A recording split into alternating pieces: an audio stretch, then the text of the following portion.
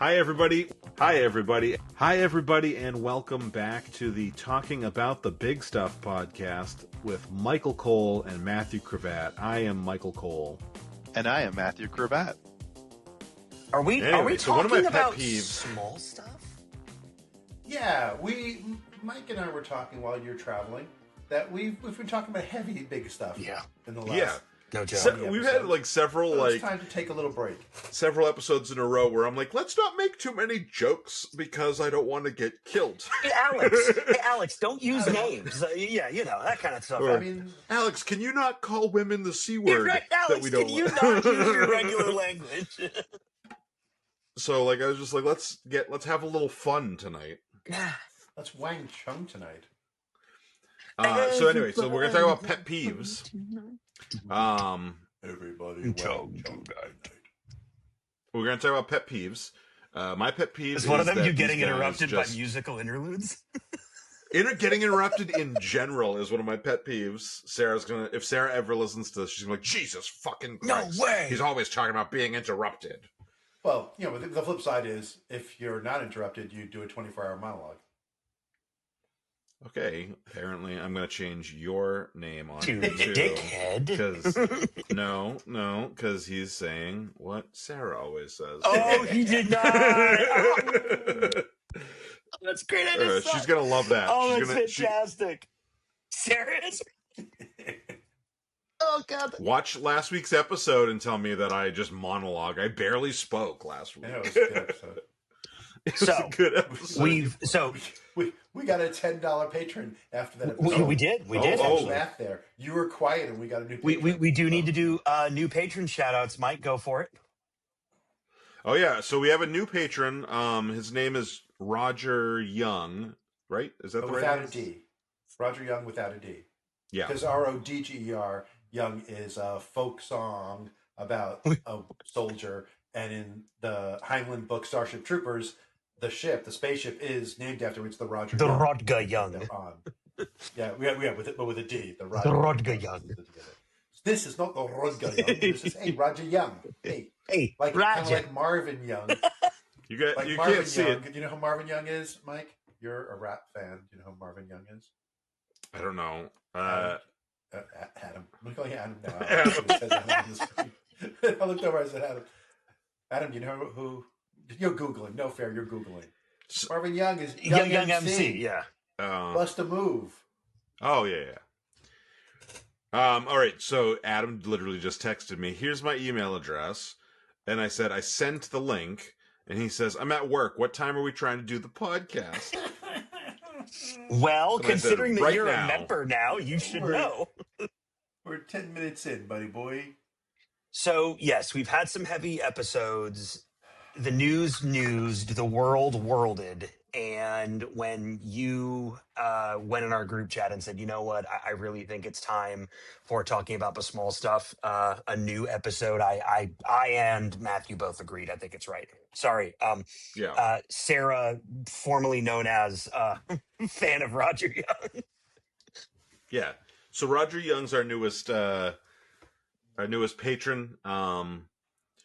And just so you know, if you want to become a patron, you can go to patreon.com/talkingaboutthebigstuff. Whatever name you put in is what I'm going to read.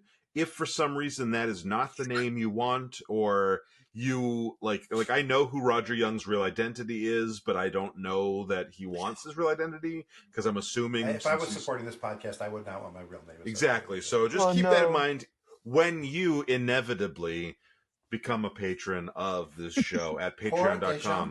For example, on Patreon, I am Matthew from Talking About the Big Stuff podcast. So whenever I get a call out on a podcast, it's Matthew from Talking About the Big Stuff podcast. Yeah. And I just, I don't know, Mike, if you listen to Gavel Gavel podcast, it's one of Thomas Smith's suite of legal podcasts. Modest proposal. That's Jonathan Swift. He was saying, that's his brother Jonathan. On an episode, he was saying they need to think of a good patron episode, a patron only episode. And I sent him a private message saying, "Hey, I have an idea for a patron only episode for this podcast. That would be great." And either he or his co-host, which is also his wife, wrote back saying, "This is a great idea." So hoping that they'll be like at this patron episode, hey, this was an idea from Matthew talking about the Big Stuff podcast. Look at that! Look Nice. at that! Nice. Because there are pods that like routine, like Philosophers in Space, like once a month we'll do an episode where they read through all the patron Yeah. names. So Matthew talking about the Big Stuff gets a little shout out. I like that. Yep. I just use our Talking About the Big Stuff Patreon to subscribe to the things that I mean, it's all on my credit card. So like it's, Oh, and then okay. No, Roger's paying for it. not the money that's coming in. The money that's coming in goes to the Chocolate Diamond Bank. All the money We that's have our going own banker. out. Yeah. Me, right. Yeah. I was about to say All- because he's Jewish, we run the financial world. We have our own bank. All the money that's going Fuck BlackRock. out, going out from Talking About the Big Stuff is on my card. So it's only like a couple dollars. Forget BlackRock Financial. We got Chocolate Diamond Financial. So right now, Don't forget the media. oh, that too, and possibly the education system. So this is going to be another talking about the small stuff episodes. Now that we The have, small stuff here is the small stuff that gets under our skin. yeah, Pet peeves. And I will share with you quickly that my wife said she should be on this episode because she has so many pet peeves. And I said, you do not have pet peeves. You have a fucking zoo. you don't have pet peeves. You collect Major them. fucking grievances. Right. They're not pets. Hey, They're large animals and they're you have to engaged. feed them. So I'd like to go first, if we're all cool with that. I have a pet peeve that I'd like to shout Well, if you out. don't do it now, Matthew won't let you do it later. That's true. If I'm going to get jokes in, I got to get them in when I can. All right. Give So me the my jokes. pet peeve Give me the is being 1/3 of the owners of a company that is called Chocolate Diamond Media, and the chocolate is silent. The person who represents the chocolate part of that is silent. So that I literally at the airport, I had my Chocolate Diamond Media hat on this week. So many black people were like, why are you wearing a Chocolate Diamond hat, you fucking idiot? Like, I'm imagining that's what white women who wear like black by injection shirts get. Ooh. Maybe. Like that's what I felt like. My dad used to say Malachi was Jewish by injection all the time Yeah. in mixed company. I miss Dad. That's fucking Yeah, awesome. you're nothing like him at all. You're nothing like him at all. So yours is being ghosted. Is that one of your peeves? Mine is I mean, just to that be like fair, listeners, he doesn't exist. It's his imaginary friend. It's Mike's way of owning an additional 25% of the company under, like, remember the end of Dark Knight movie, Batman Begins. At the end of Batman Begins, Bruce Wayne's like, didn't you hear I bought the company? It was through a series of, banks and shell corporations and subsidiaries. Yeah. It's very complicated. That's how Mike owns Chocolate Diamond Media. It's He like, we're owns splitting up 66%. three ways, but two of the ways are him. 75. Oh Jesus! Sure, that's what happens. Also, I saw someone posted yesterday. I don't remember who it was, but I Adam saw. will be here any minute. Oh, sorry. He's working nights He now, so he can't doesn't make know it. in the podcast he's a partner in films. Someone I don't remember who it was posted yesterday. It was them on a plane with next to an empty seat, and it said, "Just met this really cool guy on the plane. He's a soap salesman," and I was like, hilarious, amazing. Very nice. Maybe he gave you the also, slip. Yesterday, we were at an apple picking place, and a friend of mine from when I worked at Verizon Got a MacBook Air. he yells over, and I didn't know I didn't know we were there with my sister and my brother-in-law, my mom, and I hear Mike Cole, and I look up and it's a friend of mine from Verizon, and I run over and I talk to him for a few minutes, and I come back and my brother-in-law says, "Who was that?" And I said, "Oh, a friend of mine from Verizon." And he goes, "You were right, Logan." And I said, and Logan goes, "What?" And Matt says, You said it was a friend of your dad's from Verizon." And he goes, Yep. And I looked at Matt and I said, "I'm pretty sure he's convinced that every black person I know is a friend from Verizon, because I think that's why he guessed that." And then I said it to Logan and he goes, Well, yeah. Aren't all your black friends from Verizon? And I'm like, I don't know what Verizon means. I assume it's a town you have to live. The place known as Verizon is where all of Mike's friends So are. I'll give a flip side story. When the boys were real young, we were at Glaxo Family Day, and I got this buddy named Tony, and he his actual name is not Tony; it's Antonio, but he's black. I was going to say how African-American. not fitting is this going to be? So his Right. name's Well, Antonio. his dad was military, I think Air Force, I think, and their family was in Italy when Tony was born. Oh. So instead of naming him Tony, they named him Antonio, even though he goes by Tony. That'll work. And but he's a Detroit Tigers fan. He mostly grew up in Detroit. I was just about to make a Tony the Tiger joke. I was going to say, Tony le Tigre. Jacob was maybe Jacob was 7 or 8 years old. I sent Jacob over to him and said, "Excuse me." And this guy, I used to be in the same department as. We haven't worked together in 5 years, whatever. But Jacob was running over, goes, "Excuse me." Tony looks down at this little kid, little white kid running over to him, and goes, "What?" And he goes, "You look like you're Italian. Are you from Italy?" And he looks at him for a second and goes, Are you Matthew's kid? Your reputation precedes you even when it's not you. That's awesome. I mean, all right, so that's a good one. I think, Mike. Do you think that one? Do you think that PB years came on later in life, or do you think it always was that? No, I mean, like, my pet peeve is just it was just a joke, but it was, mostly because of Matthew constantly. I will say though, I did get some looks with the hat, the chocolate diamond hat on. Just like a couple of times, there was like black guys who like saw the hat, like I saw their eyes look up, and then they like looked at me. Were they waiting for your black wife to come up? I have a black friend. Do you think they were waiting? He's for my Do you think they were waiting for your black wife to walk up? Well, yeah. Well, that's true. Is like especially like sometimes at the airport, it was me and Logan like in the bathroom. Oh, no. And guys would see me, and you look at Logan, and there is not a chance in hell that kid is half black. So like clearly, I'm not the black one, but also like Logan's not half black either. So it was almost more believable sans child, but now he's not. He's not a. Sarah said the other day, she goes, I think we got the Republican out of him. Oh God. So that's great. Yeah. So my biggest pet peeve, the one that grinds my gears, is digital sites, websites or apps that are so crappy user interface that I'm like, I would have been fired if I made this website. All my years of websites. Like I wouldn't show up for work if I was publishing this website. Yeah. How the hell does a major company have a website like this? Yeah. And I like if it's like a restaurant or one of those small place, like a local place, I'm like grain of salt. They tried to make something in Squarespace and they don't know how to do it. Not their fault. Not what they stand right. on. But when it's a company that paid for someone to do it or should have yeah. to do it, I'm just like, there's no excuse.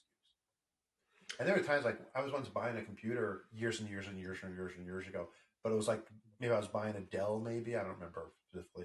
And like it was like customize your computer online, and the interface was so shitty. I logged off, went onto HP.com, and bought an HP instead because its website was better. I love it. Like not the computer, and it may have been the other way around. I may have went from HP to Dell. I don't remember which it was. So even I mean, I know it's between those two companies that Glaxo, we got a discount at either those companies. We got discount codes for, and I switched companies because the web was harder to do. I couldn't compare the features I wanted to compare properly. Yeah, I will echo that is a big frustration of mine. And I was just telling my wife probably 2 days ago that. Telling who? Well, my wife. You remember I'm married, right? My wife. I was telling her that sites that are from major global companies have GDPR requirements. So there's a reject all cookies button right on the front. But then on sites that have a lot of US presence, even if they're a global company, you have to go through every darn one and uncheck all of those stupid radio buttons. Or worse, there's like 3 or 4 layers deep. And then the select my settings is after the same button behind it is accept all.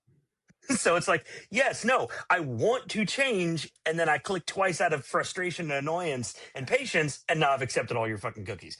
Yeah, They know who and you they are. know who you are. Yeah, I understand the function of cookies, but at the same time, Well, I'll say what really right before leaving work, the corporate life, a law changed and we had to reset our cookie the way our interpretation of it did. I'm not sure which, but we reset on our websites at the company how that pop-up comes Yeah. up for rejecting cookies and made it easier to reject Mhm. all cookies.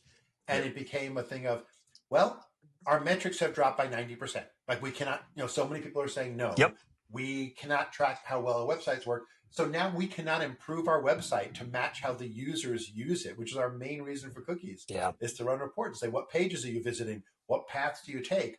What are people searching for? It's like, now we don't know. So our website will never get better for the user because we only know what 10% of users are doing. I entirely, like I said, I understand their purpose after working in that field for a while, but at the same time, as a user, I want to know when your shop closes.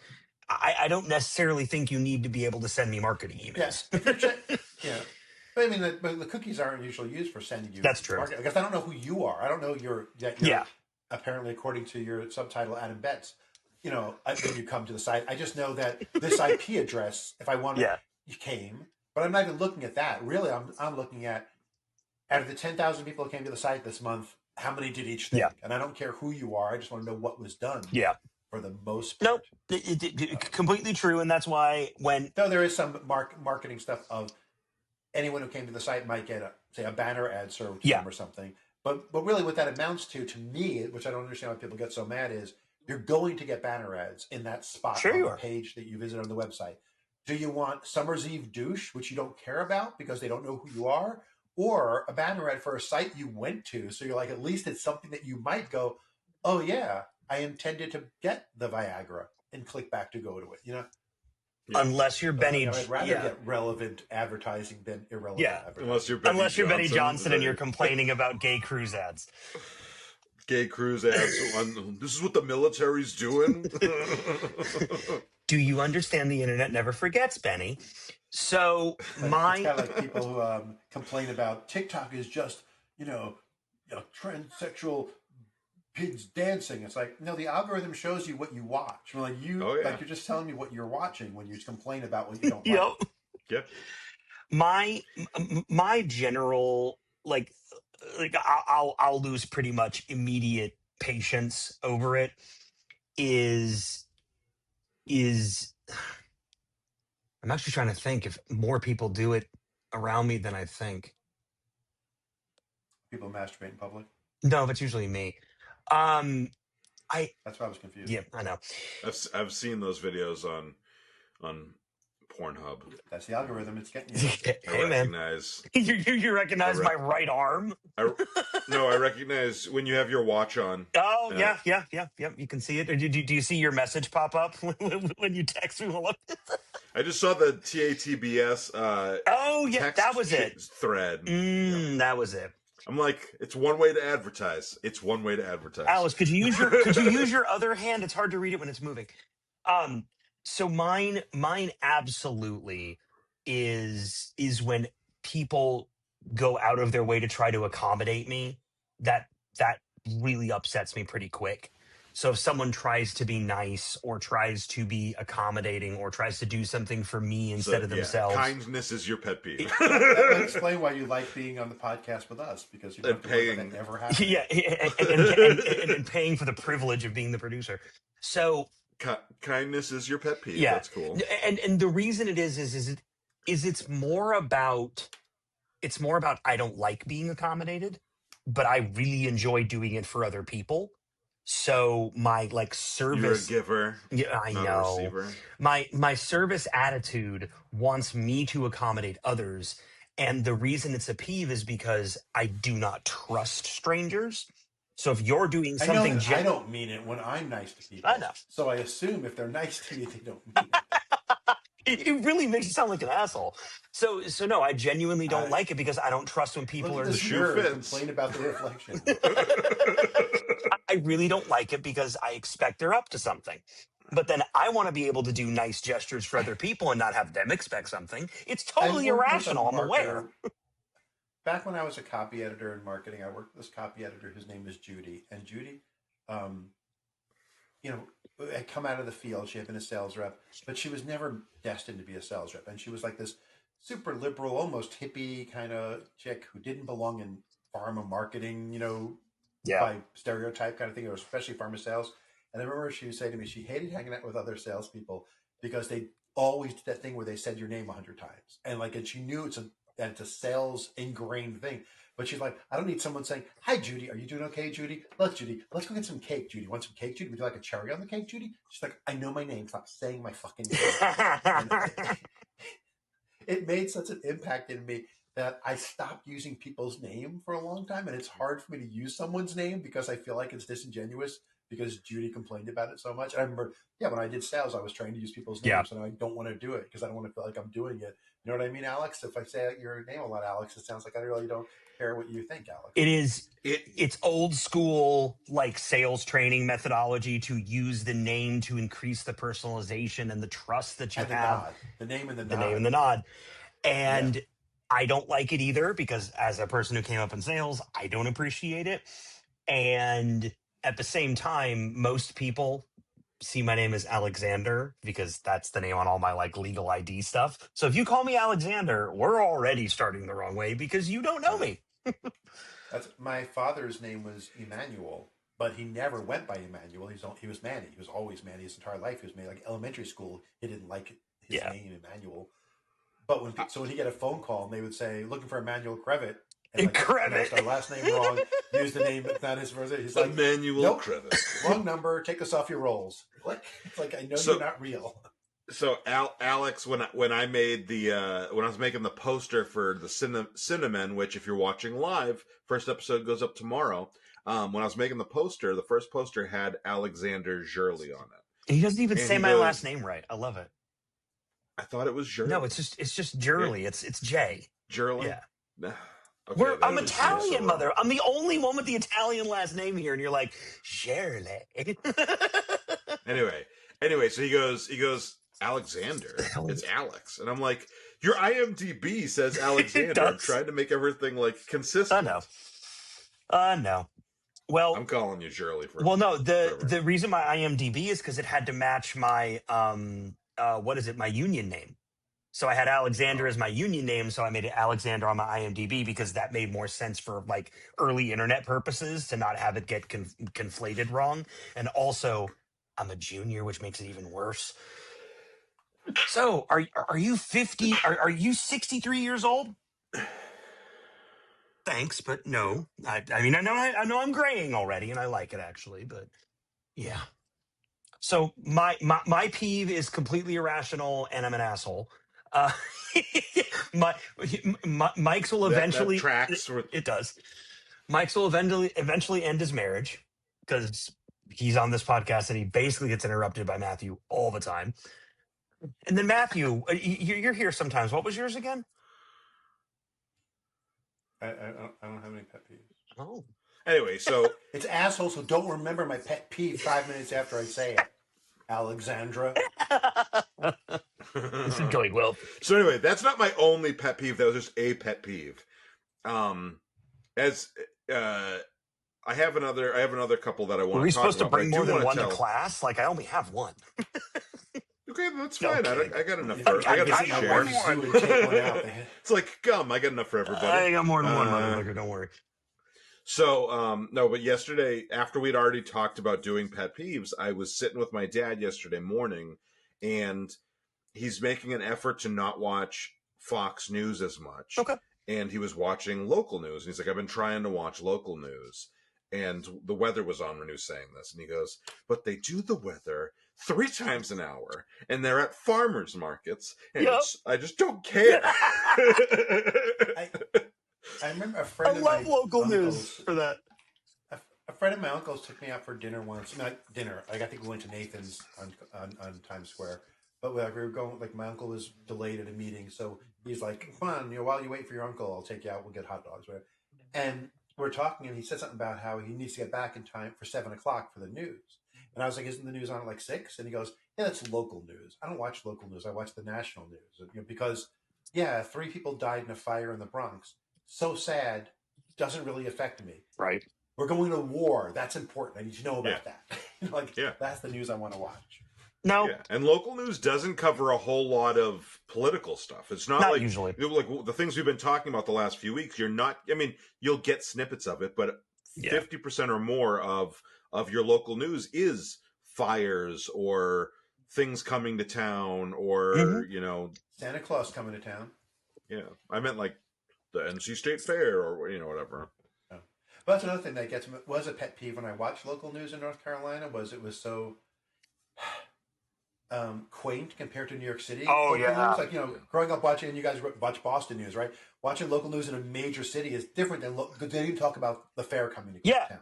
Then you come to North Carolina, and half the episode is, "Here's the new fried food at the fair." And like, here's this old lady with a cat. But this is not what the news was to me. Totally not. It's kind of like if Alex knew my main pet peeve, which was poorly written websites with bad user experiences. Local news was like part of that too. Like, these amateur people who were stuttering over their words and were just chit-chatting instead of telling me the damn news. Get the to New it. York guy would have been telling me the news by now, and you're still bullshitting. Mm-hmm. So I will say Boston local news was, I think, a better setup than I've witnessed in other places, for the simple fact of not just what you're talking about, but also it would typically be the Boston local news for a half hour at 6. At 6:30, you would go into a show called Chronicle, which covers all of that other crap. Like, and sometimes it was fun. You if you want to watch Chronicle, you can go. They do like all the stuff about New England, like the back roads and stuff, and they'd go like, "We're going to the Vermont County Fair today, and we're doing this," and like they would do all the like those kind of stories instead of keeping that out of the regular news. Yeah. Then you go right into Wheel of Fortune and then Jeopardy, and it was an excellent 2-hour block before like prime time. I grew up with the opposite. Did you grow up on New York Jeopardy One? was on before Wheel of Fortune. The dogs are back. Can you hear them? No.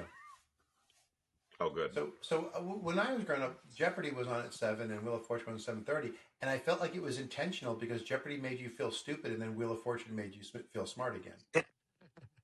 I like that. That was good. I thought maybe I'm wrong. Maybe Wheel of Fortune was on second. It definitely could be regional because it was syndicated. It wasn't like you were watching it live. Yeah, it definitely could have been. I always thought it was like, we're going to get the dummies first, and then when the dummies are tired, then we're going to go into Jeopardy. CBB News Time, weather on the 8th. And now, the local fair. And this old lady with a cat. My dad used to listen to the AM news. Oh, my dad did too. All the time. Oh my gosh. In New York, it was 1010 Wins News, WNS News, Wins News. And it was, you give us 22 minutes and we'll give you the world. And it's like a ticker tape machine. Like, yeah. It's not it's not my light. It's this fucking camera. Like, if I get too close, the camera tries to like adjust the light. Turn off the dang auto exposure. It's a webcam. I don't know how to do that. Do you have a pimple on your nose? Because your nose is red. Or are you drunk? Mine? Maybe it's the light. It could be shadowing in the light. Mine? Yeah. It could be I have light, but it looks a little right here. I have a cut, and Sarah was like, "I think you have a booger." I'm like, "No, it's a scab." Alex, did he just flip us off and pretend he was? Man, this nose, it's bugging me. I got 2 nostrils right here, one for each of you. We are grown adults. So I really think that my peeves they've only gotten more apparent, and I've only been comfortable making them known as I've gotten older. When I was little, even when I was a teenager, like, I wanted to be the super nice, accommodating guy that nothing bothered him and all that. And then I got older and realized that that's a fucking joke. And that just being genuine is so much more attractive. So, yeah. I don't know that it was attractive when I was being myself in high school and making people cry, but I guess, sure. See, Yeah, I knew you weren't the being nice genuine is more attractive when you're genuinely good. Right. Like, It's one of the things Yeah. when you see people on a talk show and they go, how did you become so all you have to famous? do is be Just yourself. do Well, you, be I yourself. suck. Do what you like, and the audience will find you. If you don't suck, I mean, Yeah. some people do what they think they like, and that's not good. Oh, But then in that case, perfect example. Another, that could be a peeve. no, perfect example. One of my absolute peeves that's very much of our modern time is given the device I'm using right now. So I'm in my hotel room. I'm using my phone this time instead of my webcam on my proper desktop computer with my super dirty background. So those of you who aren't watching, maybe it's time you come on over to the video side of the world and see how clean this one episode will look. Yeah. Oh, also, you sound better than you've ever sounded on the podcast. Yeah. Your audio is so much better. Yeah, well, it's because I'm actually using like proper. Thanks, Apple. I'm using my AirPods, and they sound a lot better than that darn headset that I usually have, that I brought with me. So another peeve of mine, and this is very much of our age, and it's very much what we all are doing, is the ability that we have. Probably over 50% of Americans have the most powerful computer that they own in their pockets. And this has been the case for a while, especially when storage moved over to solid state and everybody stopped having mechanical spinning hard drives in their computers. Their phones were so much more faster, felt more responsive. And then major internet providers started making sure that phone internet was fast. The modern internet age has put too many people who cannot handle themselves in the public eye in the public eye. And too many folks have made it a part of their identity to share their life online, and they are too fragile of an individual to handle any kind of criticism. And it very much has I feel been. attacked. No, I'll be honest, it's not the three of us. I'm talking about the fact that I post, anytime I post on TikTok, I'm like, don't look at the comments, don't look at the comments. Come on, no, look and engage, dude. No. The comments hurt my feelings so much on there because they're just, maybe not hurt my feelings, stress me out. They're Fair so I will stop commenting on your stuff. No, like with your 6 different alt accounts. Because like nobody on TikTok has the ability to be like, oh, this is just a snippet. It's very clearly just a snippet. Yeah. I need to see the whole thing. Instead, they're like we make it so the context is like, okay, well, clearly this isn't the whole thing, and you need more context to get it fully. And then they're just like, these guys are virgins that are Nazi. They're Nazi virgins, and I'm like, how did you get that? So well, there was a time that Alex said, "I've never been laid, and I hate Jews."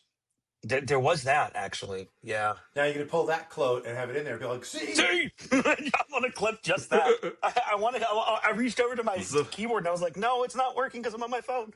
So I want to write down Virgin Nazis though, because that sounds like a really good title for a book. Virgin Nazis. Oh, okay. So it's better than Nazi virgins. Frankly. So, and you know what? A specific friend of mine wrote a song called "You're Too Cute to Be a Nazi." Did he?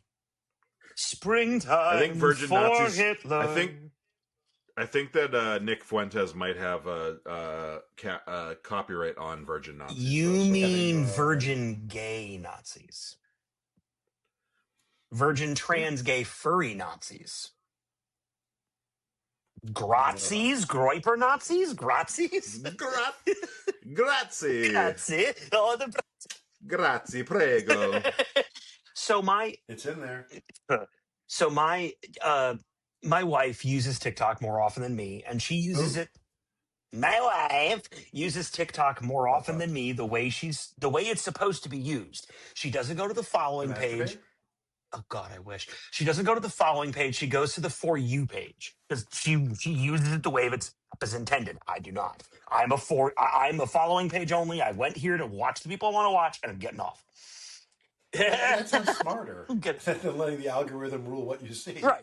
So that I know that's how she uses it, and a lot of the people that she ends up seeing are, and I mean this is factual, not judgmental, single mothers who have children. And they make their children a major, if not all, of their content. And I've asked her on multiple occasions, Halls, if you took her children off the screen, do they have any content? And she'd sometimes say, well, Okay, now that you say it, no. I was like, those children can't consent to being part of this content. The internet is Okay, forever, I'm gonna. and the internet never forgets. So you're going to have these kids in this stuff. And when they're like 10 and 12 years old, they're going to be like, Mom, why did you take me to the grocery store? Why did we There's go a to the, like, don't do that. You know, there's a it's going to, seedy underbelly to that oh, too. there is. That I've been seeing, well, hearing a lot about, like from people I follow, not seeing. It doesn't come into my algorithm. Mine either. But there's these clips of parents who like will show their kids looking sleepy in like pajamas, and it's like it's You're keeping your CP. kids awake. So It's, you can film it's content. borderline They No. of, should have been sleeping no, at 5 no, No, no, no, no, no, no, no, no. This is Matthew, it. you're misreading This that. is This is intentional. so they look so that they look like dreamy, so that they look sexual It's to yeah, pedophiles. yes, it's underground Like proto CP kind of stuff, and then yeah, Okay, yeah, it's so I'm going to say all children should be off of TikTok except the one child I will watch all day, all night. Levi. There's a TikTok channel, Cooking with Levi, and the dad is yep. clearly a yes, professional chef. yes, that one's good. I like that one. And he's been it since his son was like 2 Uh and he huh. could barely say what he wanted to eat. Yes, Now the kid is like cooking with him, and Yeah. that's brilliant. there's So another one who's it. The mom's a chef, and the girl has tight little curly hair, and she has a lisp that makes her obviously cute, and all the content is her doing the cooking. What are we making, Mom? yeah. Okay. And then, "Oh, is this for Dad too?" Like, it's cute as hell. I follow that because that is content. That's Yeah. different I watch than Cooking with Levi because it makes me feel like a loser that Levi can cook these dishes that I don't cook. there's that. I also think when it comes to that kind of content, if you're I someone that I follow on Instagram, one of the people that's reviewing my book, she posted some pictures of her day with her daughter today, and her daughter's face is blocked out on all of them. And on top of that, none of the pictures would be otherwise inappropriate. That's what And I I feel prefer. like, okay, like it's not her main content. Like it's actually, I didn't realize she had a kid till she posted today. I've been following her for a while, so like not main content. A and B, like like that does give you like Logan wants to be on all the time. Logan has started his own YouTube channel, and I'm like, yeah, you could do a YouTube channel. You don't show your face, you don't mention your name. And I know I'm Correct. saying his name, but it's separate. So like he uses his screen name. It's a streaming channel, so he talks over while he's Yeah. streaming, and like he wants to be on Cinnamon so bad. So when he comes on Cinnamon, since we don't live stream, I will be just putting something over his face for the entire episode. It's like when the three of us did a Brooklyn Brothers food review at Dave's Nashville. That's right. I Yeah. was about to mention the Make sure- Dave's one. I Yep. think you see his elbow at one point is the closest you Yeah. get to seeing Logan. Yeah, it's not because I don't want him involved at all. He very much wants to be involved, so like I know he's not old enough to fully consent. There it And is. also I know That's I it. know that there's so like you gotta like kind of weigh how to do that. No, And so you say like, okay, well, It is. how to participate in a way that is reasonable. Yes, He it is. wants to be an actor big time, and so I said like you could do local theater. I'm fine with you doing local theater. We're not going to audition for movies and stuff. Because, No, it is. and it's different. It's really the consent. go ahead. No, it's the consent thing. So, for example, at Matthew's retirement party that I attended, Mike, you're a derelict idiot and weren't there. I was sick. Don't care. That's my Okay, pet peeve. you when may I have not a care, partner Alex, who doesn't but- come to my retirement party and pretends he was sick. Alex, you may not care, but the cravats all, I believe, respect the hell out of the not coming when Yeah. sick. My mom So- appreciates. Oh my that, God, it's a- and Sarah and Logan were sick at that point. Joe. But Alex was the life of the party when he did that striptease. Like you get with the consent when he did that. The striptease consent's for everybody. important. It is like your Speaking wife. of striptease, I have a story. Your wife and one of the female participants said, "Alex, a little more, please," and I obliged. So I really No, they said we wish you had a little more. Is what they said. On. But anyway, at my retirement party, my daughter played a lovely She song, did. but she's 22. and she's old enough. to play the Yes, song. she can want Yeah. to be there, and it was fantastic, and I enjoyed it. If she was 6, that's not okay. And Yeah. what's frustrating about this See, is but there is But the side of that is, she started playing guitar when she was like 13, and my dad used to drag her up on stage when he was at jam or in performance and stuff to sing a song with him or whatever. Yeah. Because getting her over stage fright at that age meant that now she goes to open mics and she has no. It was concern important. about stage Yes. fright because she doesn't remember the time when she was afraid because she got that out of her system so young. And that's helpful. I agree, and that. I think that there is a responsible way of doing that. That's why, like I say, but local also, theater. like you said earlier for Logan, that's a local theater that's not streaming. No, totally agree. Also, because when you get into, I think there's a couple problems with going too far with it. One is your kids. You should not be financially dependent on your kids. It is a bad dynamic. I think every single time. I think we are going into the big stuff. We are leaving the small stuff. Dang it! No, I didn't want to do that. I wanted to mention it. And this move is the on. medium stuff. Right? All right, I'm going to change over to my next topic. I'm going to take all this off the wall. What is going on? I'm going to change to my next pet peeve, which is double dipping. I have it written down. I say children in pajamas and he's thinking about double dipping. I'm even more nervous now. Back to double dipping. So anyway, you were double dipping in who? In sauces. It drives me crazy. It drives me crazy when, and this is kind of a wide topic. So anytime somebody double dips financially, so I'll give you an example. I like buying chips and salsa. Did you think chips and salsa? I totally did. I knew you would. It was a purposeful mislead. And then I had the opportunity to sexual direction, and now we brought it back to. By the way, the next episode of Cinnamon has a focus on writing. That's correct. Yeah. Good literary points. Come on over. Well, if you're watching this live, our next episode is The Exorcist. If you're and that's not the case. If you're watching Dang it, I do that all as the time. A patron, if you're watching us as a patron, tomorrow's episode is about Rosemary's Baby and it's writing. If you're watching this as a non-patron, non-live, then our next episode is The Evil Dead. Look at me set up for the 1-2, and I didn't even know it. So double dipping financially. So, I'll give you an example. Owning half the company under one name and then a quarter of the company under another name of your imaginary friend. Exactly. Shell companies. When you buy tickets to pretty much anything online, there's a convenience fee. But if you buy in person, there is a we have to staff a person to sell you this fee. Yeah. And it's okay, so you double dipped. Just call it what it is and just up the price. The price of the ticket $5. Yeah, Stop exactly. Pretending.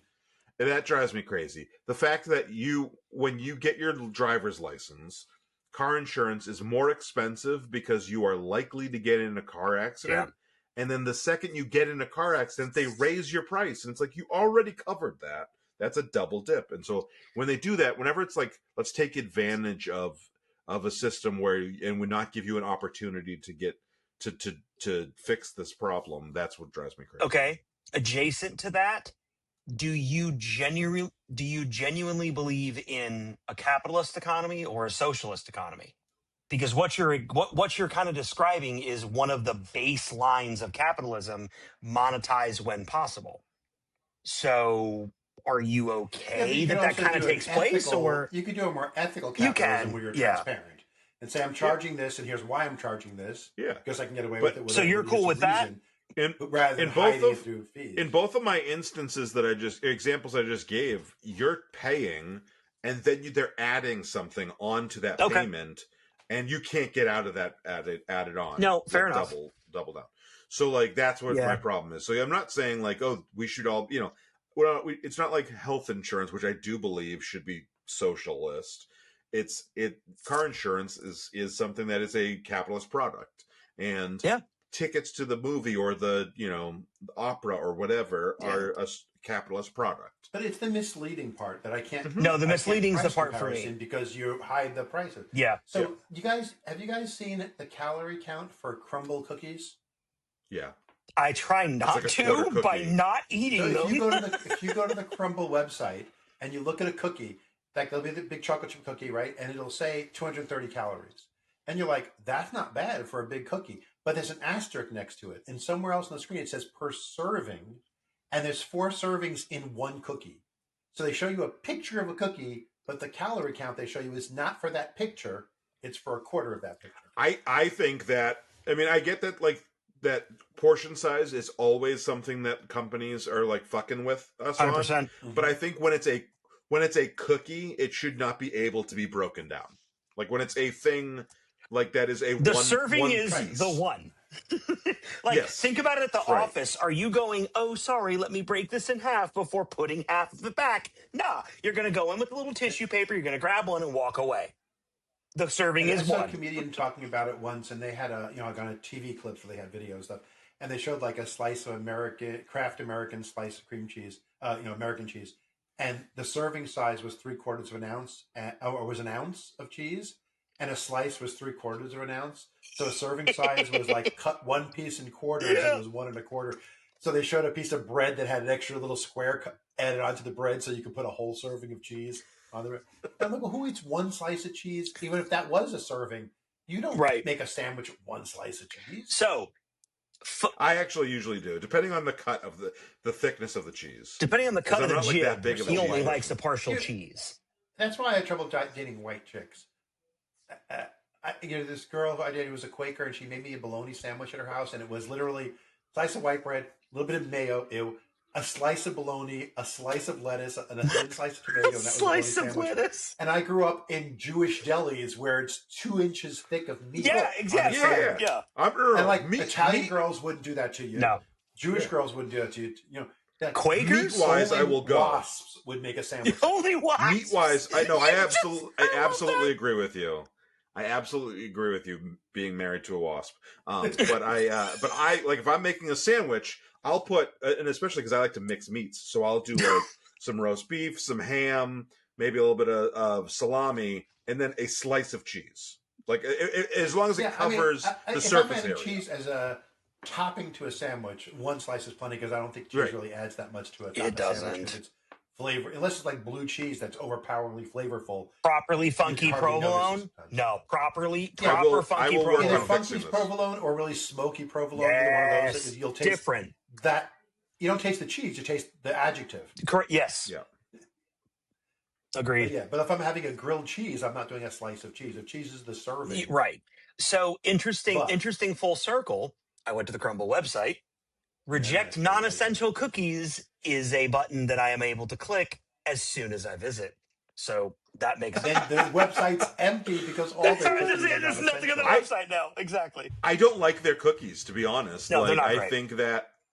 Well, I also, and this is, I get that people want a big cookie, but I think that like the way cookies cook is different based on the size. So like they don't have the consistency that I like because they're trying to properly cook a big cookie, and so then it feels dry every time. I don't know, because it doesn't work the same. I agree. Bakeries I used to grow up going to in Brooklyn, I mean, there were Jewish and Italian bakeries, but they both were into these big, like size of your face cookies, and they were excellent cookies. They were okay. Size of your face. It's brownie / cookie because there's so much dough towards the center. I agree with you entirely. They had like chocolate chip cookie. Yes. They had the famous black and white cookie. Black and white. Cake, to be honest, than a cookie. Were they thin or were they thick? Because thin. They were thinner than thin. Because I don't mind I like a good crisp they were cookie. Yeah, like I like a thumb good crisp thickness style at least. cookie. Yeah. That's yeah. So to experience those cookies, if you go to New York Bagel Deli, NYBD, yes. There's one in Cary. There's one in Bentry Plaza. There's one, there's one North Raleigh one. So they have very great, the best bagels in town. No joke. But they're Italian breads, Mike. They're like semolina bread, the best I found for any bagel. Their Bastone, their semolina Bastone is so good. Top notch. Giant cookies are all awesome. Yeah, their semolina Bastone is delicious. The black and whites are great. Yeah. And the coffee cake, Matthew, that coffee cake is so my childhood coffee cake. It really is. So, example, Crumble cookies, most popular flavor. Crumble, our good friends. Milk chocolate chip.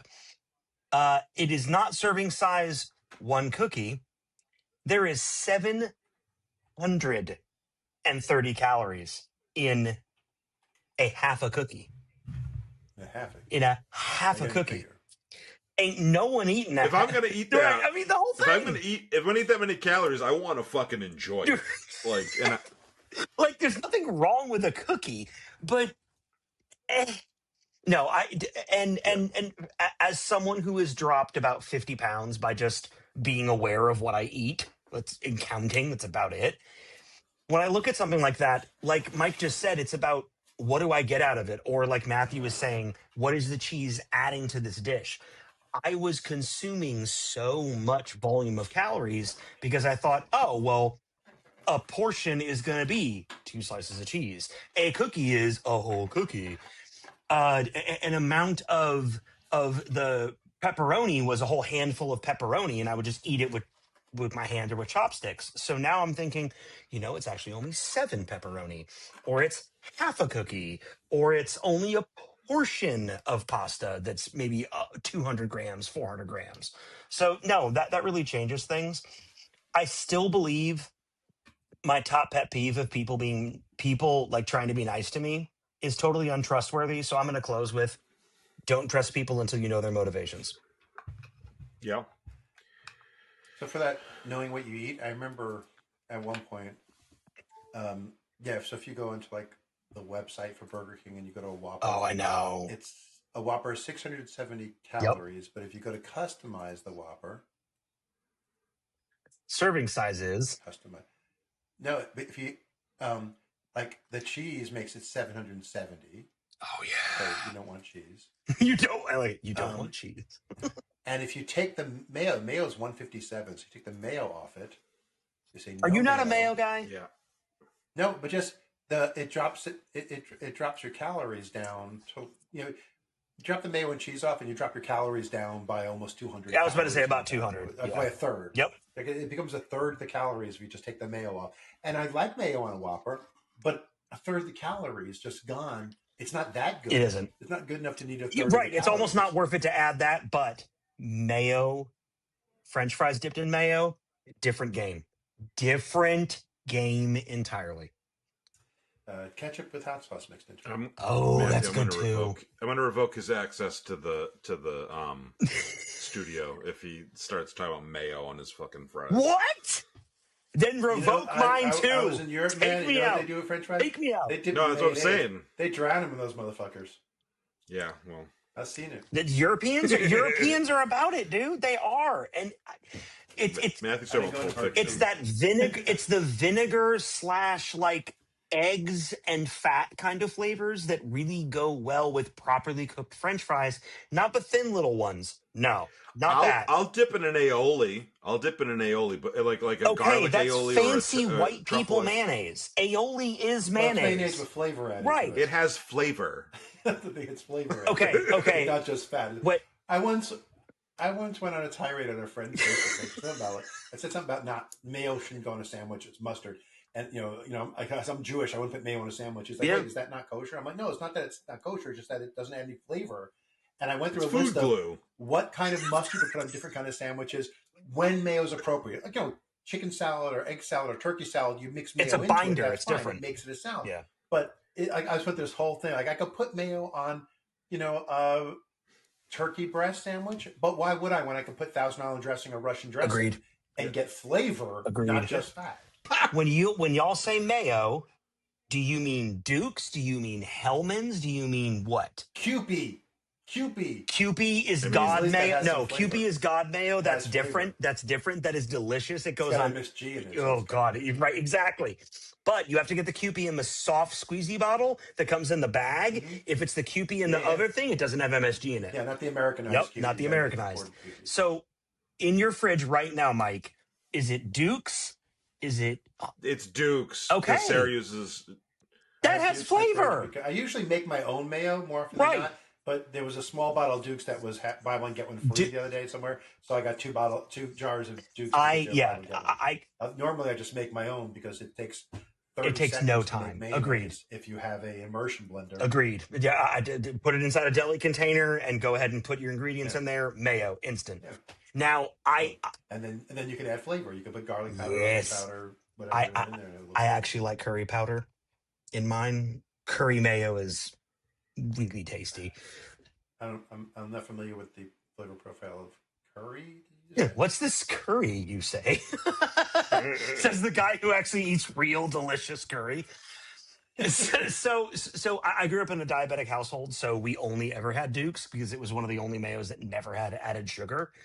And that like seriously stronger vinegar flavor is what I want with fried food. I want that acid Mhm. to balance out that like fatty or sometimes as it cools, even claggy kind of flavor. I So want that. my pet peeve is people who talk about, oh, I need an acid and an Oh my God, umami and shut a the sweet. fuck I gotta up. balance the flavors in my French fries. Oh my God. I went to culinary school. It's the only professional fucking school I ever had. Give me a break. We don't believe that you Matthew. went to school. What? What? We don't believe that you went to school. You're on this Yeah. podcast paying. You're paying to be Hold on on. this Says the guy podcast. with the masters in what? Creative writing and fiction. Oh. Wow, you've a master in creative writing. One would think that you would have a book out and a book coming out if you had a. That is master's in You true. would? One would Wait. think that. I think you do. What? I Hold have on. a Look, book out right now two. called Look Everything at I've that. Got Left, which is short stories, poems, and essays. Oh. And then I have coming out in less than a month, The Dinner The Party. Dinner It's Party. my first novel. And it's getting great reviews so far. I've been getting some really, really amazing reviews. And it's this week right now, if you're watching live, is Banned Book Week, and I can almost guarantee that if enough people read this book, Oh, it's on someone there. would want to ban It's it. on there. So, You know, I would imagine that one could get that at michaelchristophercole.com. yeah, But is there any other place they could get Yes. Amazon, Barnes and Noble, pretty much any website that sells new books. Yeah. Your favorite North Carolina If street they didn't corner. have it in stock, they could certainly order it if you went in and asked them to order it for Yeah, you. yeah, Or yeah. you And could if order you it want to at go, your if, locally owned bookstore. yeah, if you walked into any local bookstore or any Barnes and Noble, you'll be able to say, "Hey, can you Yeah, order but you for don't me want the to walk into dinner Barnes party?" Noble because that makes you a corporate shill. So, but you can go to the local black lesbian wheelchair bound owned store that you want to support, Yep. and they can order this book by a white boy. Yeah, I don't love that Matthew just pulls my porn search history into the thing, but yeah. I'm familiar with the content of the dinner party. The handicap Bobby approved ramp into the bookstore. Oh no. So anyway, yeah, and like I said, it's coming out November 4th. But if you order now, you know you'll be one of the first to read it, and that'd be great. You might get a signed copy by a handicapped person. The author. I am only mentally handicapped. Same. Oh God. Anyway. That being said, if you're watching live, you know you can right now just go over and start doing it. But you know what? If you're watching on video that's delayed, realize you may not be the first, but you still have time to go over to Michael Christopher Cole or to your local bookstore and get the book. But before you do, go ahead and like this video. Please. And if you haven't subscribed to the channel, subscribe to the channel so you learn more about what books we're coming out with in the future. You can even ding ding ding do ring the notification bell so you know when new videos are being released. Because Alex is busy chopping this up into little bits and bites. And you listen, if you're not following the Cinnamon, is that what it's called? Cinnamon, correct. yes. The Cinnamon CINE-men. You are missing, if you're not following them, you're missing the funniest bit of outtakes to hit the YouTube in a long time. They did outtakes for their, was it The Exorcist? I think it was The Exorcist. There's the promo. yeah. And it is funny as hell. You would never believe that Mike I and know. Alex were involved in it because it was funny. Agreed. You know why we were funny? Because Matthew wasn't there to interrupt wasn't gonna us say and it. ruin the flow of our jokes. They're able to spend the 2 hours it takes to build to one punchline and then edit it to just get the punchline and the outtakes. SMD. That's but if great. you want to, if you're listening to the podcast, which you'll also be able to listen to Cinnamon, by the way, it will be anywhere podcasts are. But if you're listening to this podcast, give us a thumbs up, give us a plus sign if you're whatever your podcast app of choice allows. You would That's a appreciate it. penis plus sign that's over Alex's head. Yeah. And do all of that. Give us a review, whatever. If you want to support us financially in some tiny little way, you can go over to patreon.com/talking about the big stuff, where we have 0, 1, 3, and $10 options. The zero is not a great way to financially support. But did you hear? No, That's but a it good is- start. The zero. It's not. It's a way to support us, but not financially. Right. Fair. Okay. Well, not directly financially. The $0. Correct. If we get a bunch of people on $0, it boosts our rankings, and then people will see it and go, "Hey, I wouldn't mind. Maybe if you only have people on $0, according to my math, that equals $0. No, but it boosts Hey. our ranking Hey. on the website and the algorithm. Bank of Matthew. I'll take any free You promotion. need to follow us at a moneyed level on patreon.com/talking about the big stuff. A buck. How much is a buck going to hurt you? A buck a month. You can afford a buck a month. You can get one slice of American cheese, not a whole serving, but one slice of American cheese for that buck. Yeah. At any of your local Yeah, so markets. go on Patreon, patreon.com/talking about the big stuff. And one last thing I want to say before we go out, before we throw it back to Matthew, is that I got a couple of events coming up that you can come see me at if you're interested in. If you're in Southern Pines, North Carolina, on November 14th, I'll be at the Rec Room selling my book. They're doing something called the Night Market there. I'll be at the Raleigh Ironworks on November 29th doing a book fair. And I'll be at Triple C Brewing in Charlotte on December 7th. Excellent location. I've got some dates lined up. I'm hoping to add more. And you'll be able to buy both my books there and get them signed. So, all right, Matthew. I just want to say to everyone, thanks for sticking with us to talk about the small stuff when we were talking about our pet peeves. And I didn't get to mention, I don't like the fact when there's a phrase that people never use the words independently. Like you never hear people talk about their peeve. There's no peeve in the wild. It's only a pet peeve. Why can't we have an undomesticated peeve? God damn it! Yeah, I don't have a pet peeve or two. I have a menagerie of madness. Remember, the conversation doesn't end here. It's just the beginning. If you have thoughts or questions or topics you'd like us to tackle in a future episode, drop us a line on our social media channels. Engage with this video when you are now watching it as a VOD on YouTube. Send us an email. We love hearing from our listeners, bringing us topics, because if you leave it up to the three of us, we're going to eventually be talking about underwater basket weaving. So we would appreciate you guys reaching out a little bit. Don't forget to subscribe to Talking About the Big Stuff on your favorite platform. Give us a 5-star rating. Engage with it. Criticize us. We need to grow and be better, and you're going to help us be there. You're going to help us get to that point.